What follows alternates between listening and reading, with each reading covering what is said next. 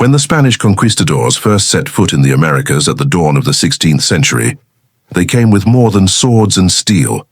They carried with them an unshakable belief that God himself had given them the right to conquer, and that the indigenous peoples who stood in their way were heathens to be subdued by any means necessary. What followed was not merely war. It was a campaign of terror designed to crush entire civilizations.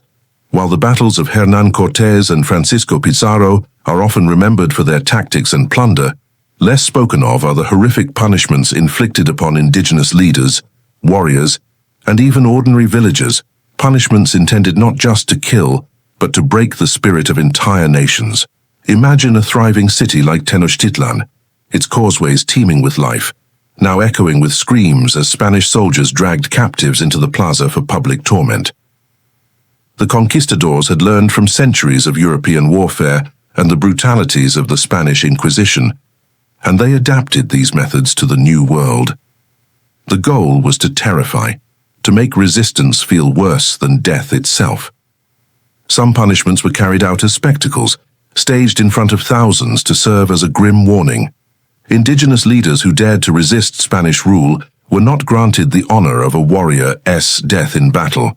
Instead, they were burned alive, garroted, or torn apart by beasts, all in full view of their people.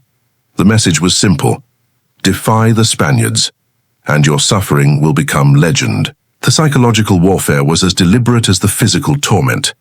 The conquistadors used pain as a weapon of control. Captured nobles were paraded through their own cities in chains, whipped until their backs were a latticework of bleeding welts, then executed in ways meant to desecrate their memory. Entire communities watched as their leaders were reduced to ash or scattered bones. Among the most infamous early examples was the fate of the Taino people in the Caribbean. When the Spanish arrived in Hispaniola, they quickly enslaved and forced the indigenous population to mine gold. Those who resisted were mutilated, hands cut off, noses severed, ears hacked away. Punishments meant to mark the defiant and terrify the rest into submission. Survivors were often left to bleed to death as a living warning to others. This was only the beginning. As the conquest advanced into the vast empires of the Aztecs and Incas, the punishments became more sophisticated and more terrifying. Spanish chroniclers themselves, often shocked by the cruelty of their compatriots, recorded scenes that even centuries later feel almost unimaginable. The conquest of the Americas was not merely a clash of armies, it was a collision of worlds, and at its heart was a system of punishment so brutal that it left scars not just on the bodies of its victims, but on the very memory of entire civilizations. Long before the fall of the mighty Aztec and Inca empires, the Spanish tested their methods of control in the Caribbean. The lush islands of Hispaniola, Cuba, and Puerto Rico became the first laboratories of conquest, and the first stages for nightmarish punishments that sent waves of terror through indigenous communities. The Taino and other island peoples had never encountered an enemy like the Spanish. At first, they greeted the newcomers with gifts of food, gold ornaments, and hospitality. But when demands for tribute grew unbearable, rebellions broke out, and the Spanish responded with a calculated cruelty meant to break the will to resist. One of the earliest accounts of such punishments comes from the Dominican friar Bartolomé de las Casas, who arrived in Hispaniola in 1502. He witnessed Spanish soldiers dragging captives into open plazas, binding them to wooden stakes, and setting them alight, while their families and neighbors were forced to watch. The screams of the dying were meant to echo across villages as a living sermon. Resist us, and your end will be worse than death.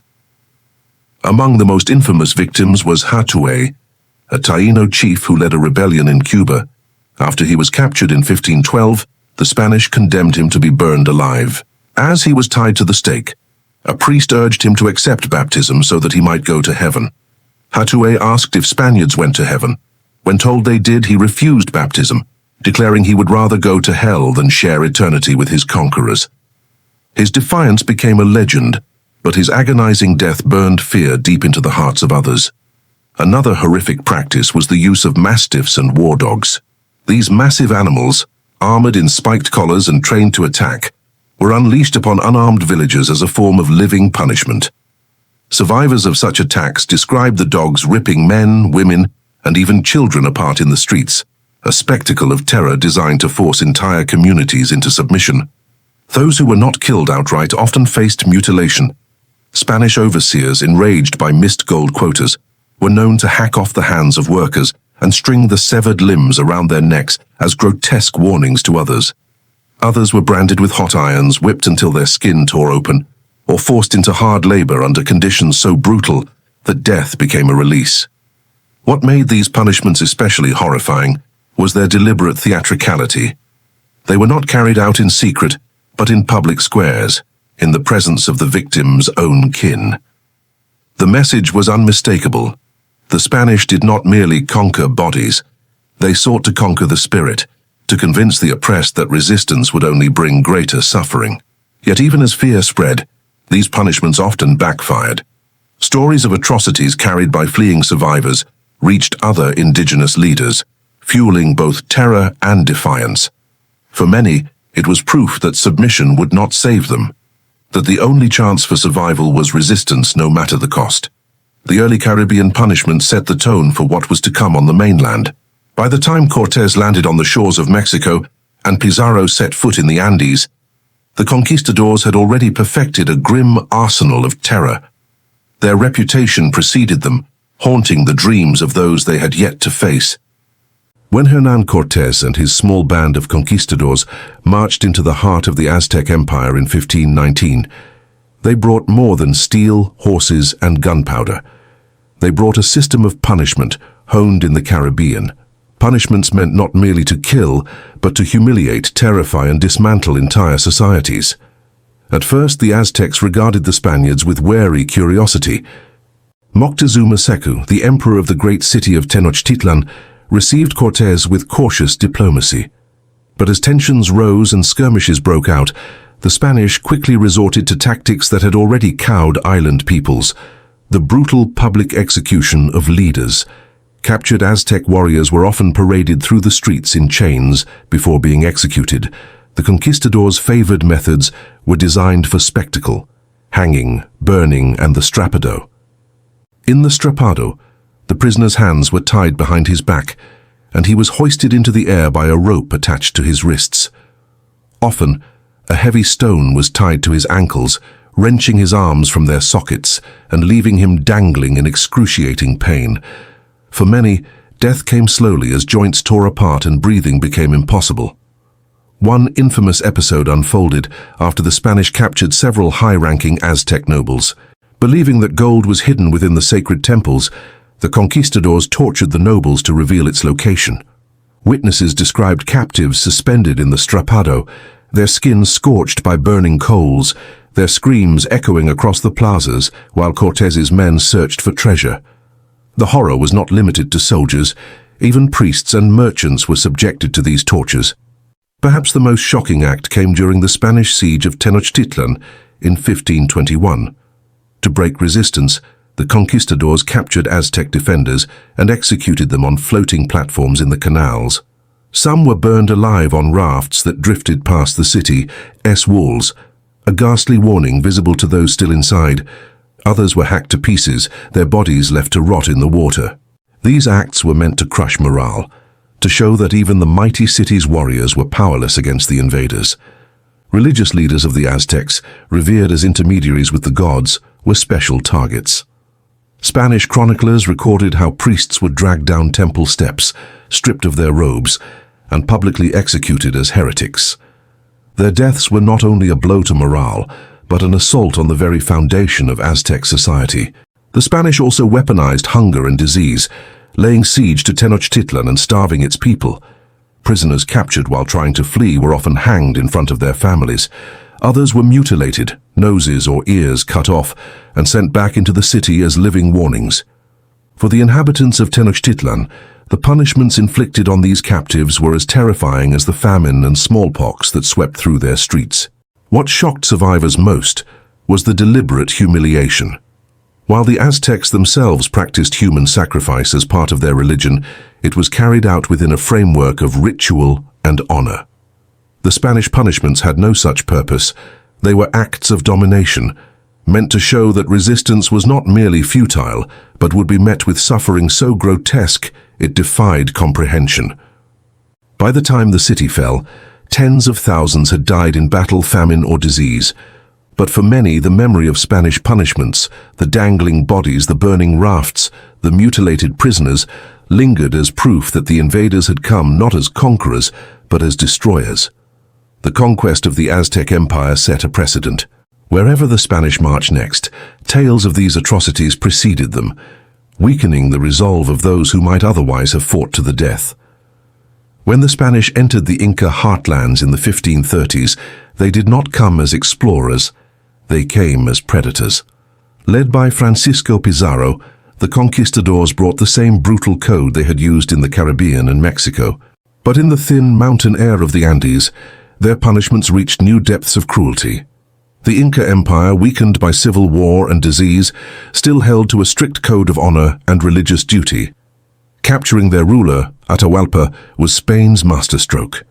But the way they treated their captives revealed the darker face of conquest.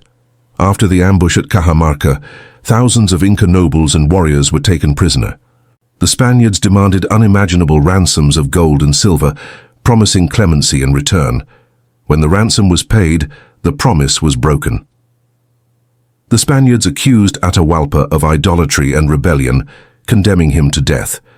His punishment was a calculated insult.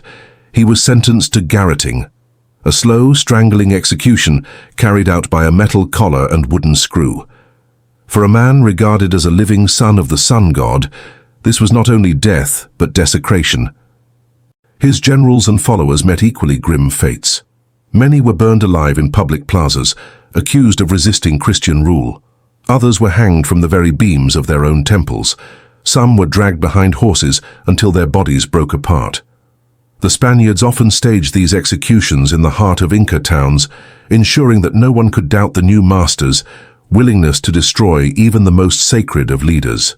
To terrorize the countryside, conquistadors punished captured rebels with mutilations. Hands, ears, or noses were cut off, and the victims released to return to their villages as walking warnings. Witnesses spoke of lines of mutilated peasants stumbling back into the mountains, their blood marking the trails. Even the landscape was turned into a tool of terror. Prisoners were sometimes cast from cliffs into ravines, a practice remembered in Quechua songs as the fall of the broken ones. Others were tied to stakes high in the Andean passes, left to freeze and suffocate in the thin air while travelers were forced to pass by their dying bodies. Christian conversion became both a weapon and a trap. Those who resisted baptism or clung to the old gods were branded as heretics and burned at the stake. Some who converted under duress were executed anyway, as examples to the rest. The Spanish also exploited famine and forced labor as instruments of punishment. Whole communities that resisted were uprooted and sent to distant mines, where thousands perished under grueling conditions. This slow death in the silver veins of Potosí was itself a punishment, one that drained the life of an empire. For the Incas, who had long believed that their gods watched over them from the peaks of the Andes, these punishments were not just physical suffering, but a rupture of the cosmic order. Seeing their Sapa Inca humiliated and strangled, their priests burned, and their sacred mountains defiled, broke the spiritual backbone of their resistance. In just a few years, the conquistadors' calculated use of terror transformed the once mighty empire of the sun into a land of mourning and fear. Before the Spaniards turned their swords toward the mighty Aztec and Inca empires, they tested their methods on the islands of the Caribbean.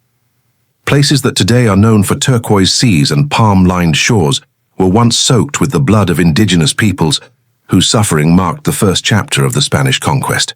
When Christopher Columbus arrived in 1492, the native Taino and Arawak peoples greeted the strangers peacefully. But as Spanish settlements grew, the islanders quickly became targets of an insatiable demand for gold and labor. It was here that the conquistadors' system of punishment as terror was forged. On the island of Hispaniola, governors like Nicolás de Ovando and later conquistadors used violence as a tool to force entire villages into the Spanish labor system, the encomienda. Those who failed to bring their quota of gold dust were not simply fined. They were mutilated.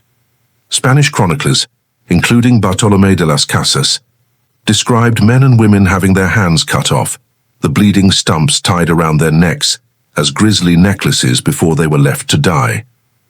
Others were burned alive in mass executions for defying Spanish orders or for trying to flee forced labor. Captives were often hanged by the dozens on the edges of villages, their bodies left swaying as a warning to the survivors. Spanish soldiers used gallows not merely as execution devices, but as symbols of conquest, erecting them in places where the islanders once worshipped their ancestral spirits. Women faced particularly brutal punishments. Pregnant women and mothers who failed to meet the Spaniards' demands were beaten to death, and some were thrown into rivers with their infants tied to them. The records speak of such acts being carried out publicly, designed to terrorize entire communities. One of the most infamous events was the massacre at Zaragua in 1503. The local queen, Ana Caona, was lured to a supposed peace gathering by Ovando. Instead of diplomacy, she and scores of her nobles were seized. Ana Caona was hanged in the plaza, while her warriors were burned alive. The message was unmistakable. Even royal blood could not shield anyone from Spanish punishment. Work itself became a slow execution. Islanders forced to toil in gold mines or to carry heavy loads across mountains often succumbed to exhaustion, hunger, or disease. Survivors described overseers using whips tipped with metal to drive the workers harder, lashing those who faltered until they collapsed.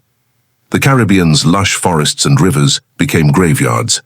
Whole villages vanished in a generation, not only from massacres and mutilations, but from despair and starvation under Spanish rule. The use of these punishments was not random cruelty. It was a deliberate campaign to crush resistance and extract wealth. By the time Cortés sailed to Mexico and Pizarro to Peru, the conquistadors had already perfected their methods of terror on the islands. The chains, gallows, and whips of the Caribbean were the first tools in a legacy of conquest that would sweep across 2 continents.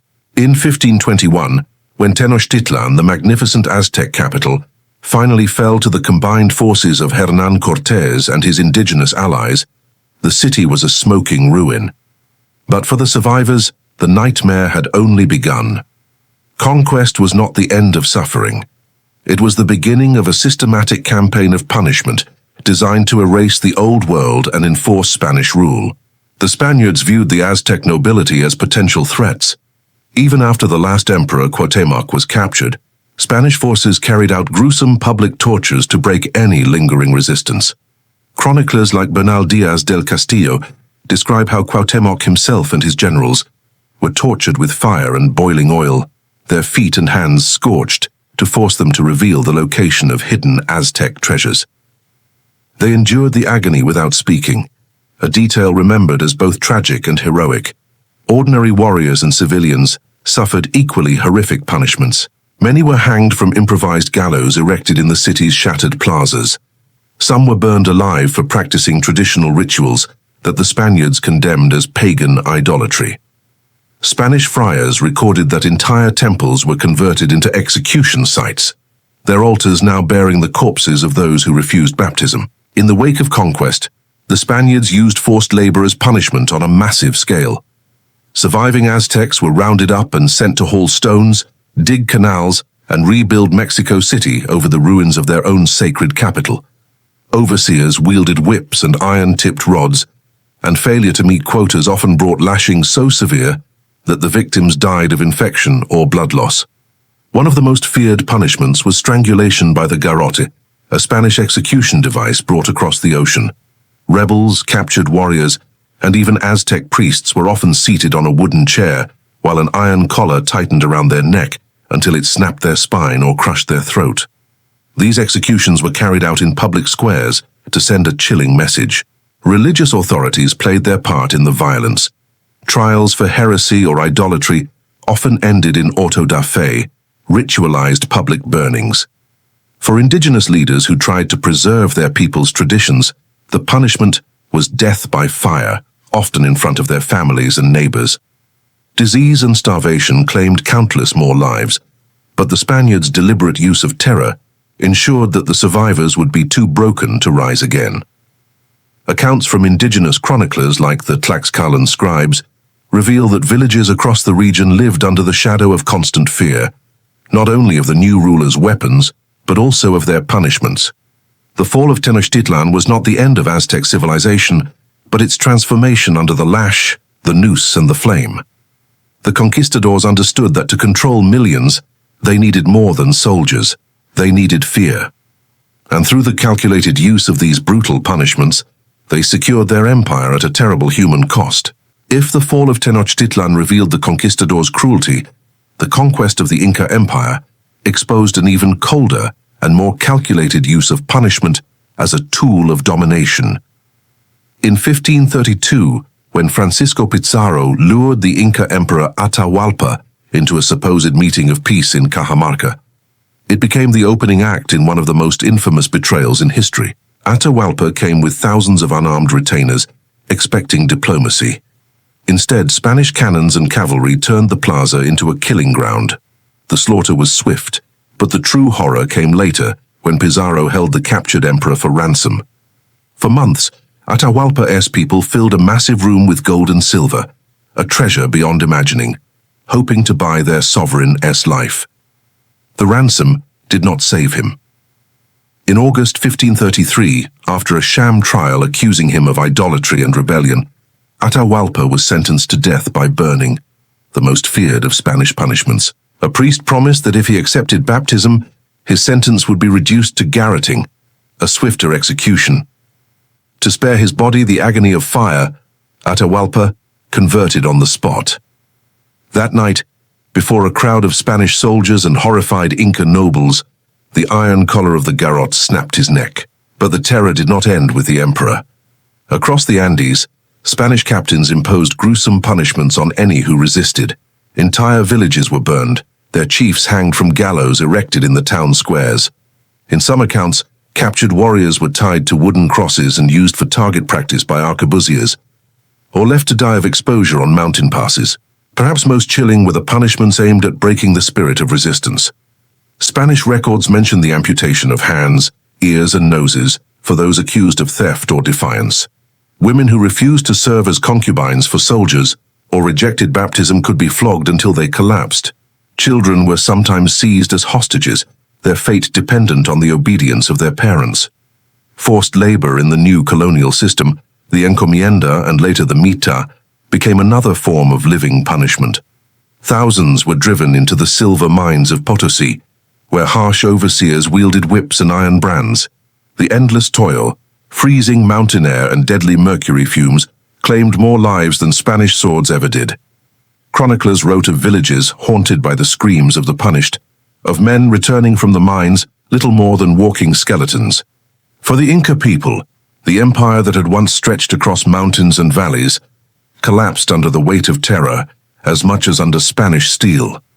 Through public executions, mutilations, and relentless forced labor, the conquistadors sent a single message. Resistance meant suffering that went beyond death. This policy of punishment not only subdued the Inca, but also reshaped the entire Andean world in the image of Spanish conquest, an empire carved not just by armies but by fear. The story of the Spanish conquest is often told as a tale of steel and gunpowder, defeating swords of obsidian and arrows of wood.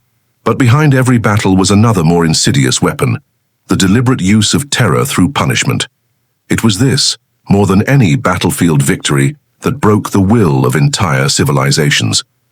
For indigenous peoples, the Mexica, the Maya, the Inca, and countless smaller nations, the punishments inflicted by the conquistadors were not just physical. They were psychological weapons, designed to erase the very idea of resistance. A man branded on the face or mutilated for defying colonial rule served as a living warning to everyone around him. A burned-out village, its leaders executed, became a symbol of what happened when a community dared to oppose the invaders. Over time, these spectacles of cruelty hollowed out the social fabric of whole regions.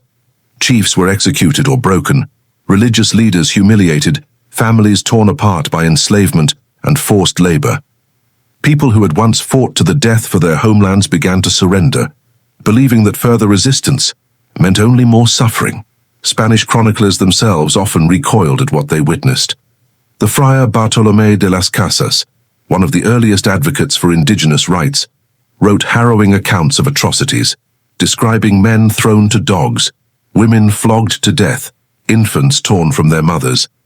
His testimony was a rare voice of outrage in a time when most Europeans saw such punishments as justified conquest. But even as some protested, the machinery of terror continued. The image of the iron garrote, the burning pyre, and the slave mines became part of the living memory of the Americas. Generations grew up under the shadow of these punishments, their stories whispered in families long after the conquistadors were gone. Perhaps most haunting is how the logic of these punishments endured. The colonial systems built by the Spanish relied on fear to keep vast indigenous populations under control. In this way, the brutality of the conquest was not a brief storm, but a long, grinding process that reshaped societies and left scars still visible today. The conquistadors believed their harsh measures were a divine mission, a necessary price for spreading empire and faith. For those who suffered under them, they were simply proof that humanity could be stripped away, that one civilization could use pain itself as a weapon to destroy another. The nightmarish punishments of the Spanish conquistadors remind us that history is not only shaped by swords and treaties, but by the power of terror to break civilizations from within. To remember these stories is to confront the darkest side of conquest, and to recognize how the echoes of those cruelties still reverberate through the lands once claimed by Spain.